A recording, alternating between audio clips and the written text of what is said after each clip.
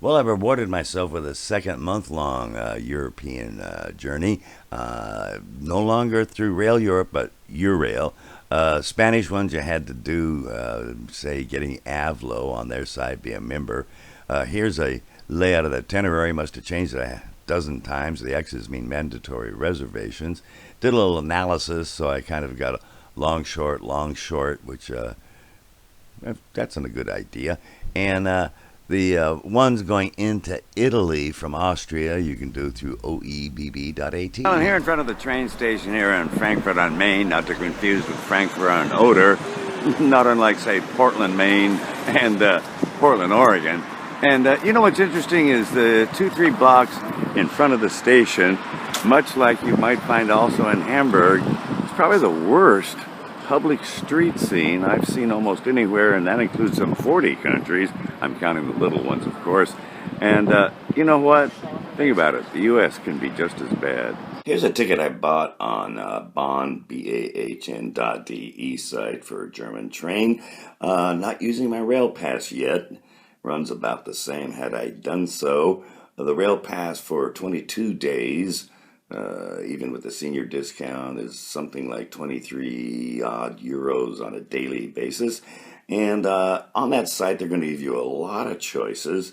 Do you want a seat reservation? No. Exception on that is for the Eurocity trains to Italy, where it is required. Various discounts. Well, this is spar price, meaning you're saving because there's no insurance, no change, no refunds. I think once I've actually faced that problem. Here's a reservation I made with cheap tickets for a hotel. They just were bought out by Expedia.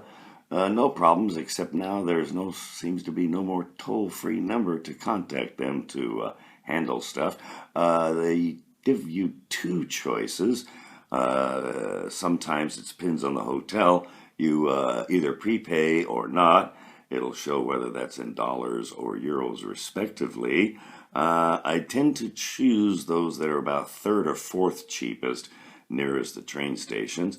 And people talk about flying. Rick Steves, the wonderful travel expert who I've met more than once, has now said, you know, we can now fly in Europe cheaply, and I guess that's true. But now add in the fact that it takes clearly 2 hours to get to the airport with a necessary lead-in and another half hour at the end. Well, heck, there's already almost 3 hours, and you're not in the center of town. I'm going to take the train. Here in Cologne, what the Dutch call Kullen, right across from the train station is the dome of the cathedral, really a must-see. The Thales office, we're always going to avoid that expensive supplement train, used to be over there. You used to be able to do French ticket reservations. No more. In the German bistro, you have the Facility, which I kind of like. They also have the Alsace Warmekuchen, the Tarte Flambe, kind of a mild French pizza. It's okay, but I am sensitive to the chemicals. In Hamburg, going straight out is not a good idea if you go more than, say, 2 blocks. Well, exception is to the left. One's called the Langerreihe. Pretty little shops. You've been warned, though, about the former. As we leave Hamburg, noting that every one of the major stations we've been at so far has a post office, a post stamp. The one we're going to, Berlin, the greatest of them all, doesn't. And everybody still here uniquely in Germany, Germany seems to be the last, is wearing masks on public transit. We're going to Berlin. Maybe it's the luck of the Irish, but I always find when the conditions are full, I just go to the dining car. I do recommend on German trains the pasta bolognese. Going from Hamburg to Berlin, specifically Zoologischer Garden, I could take the ICE. It's too fast. Similarly, between, say, Paris and Brussels, we can afford something a little more leisurely. In this case, the Eurocity train, ultimate destination Prague and Czechia. Great meal service, and because I'll be in the dining car, no need for a reservation. Here in Hamburg, you have service to Copenhagen Gumlau, and here's a uniquely designed Danish train. No longer, apparently, do they have my fave, the boat train between Puttgarden and Rodbu. Instead, you go up the peninsula of the Jutland.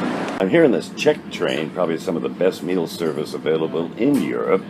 And you'll notice they have something called happy hour prices. You save 40%, but if you look up the hours, that's only when you're in Czechia.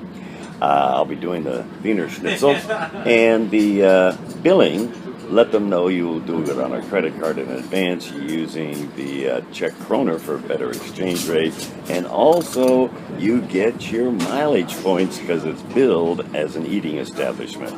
Here's a map of Czech trains. They do have Super City service, reservation required. I wouldn't recommend it. I'd take the Euro Cities. There's Railjet service, of course, in Austria, Österreich, and Czechia. They say Czechia instead of the Czech Republic. And they respectively have blue liveries in Czechia and red liveries in Austria. Here in Berlin, you have the S-Bahn, your passage valid, the U-Bahn. They seem to accept it anyhow. And there's a main train station.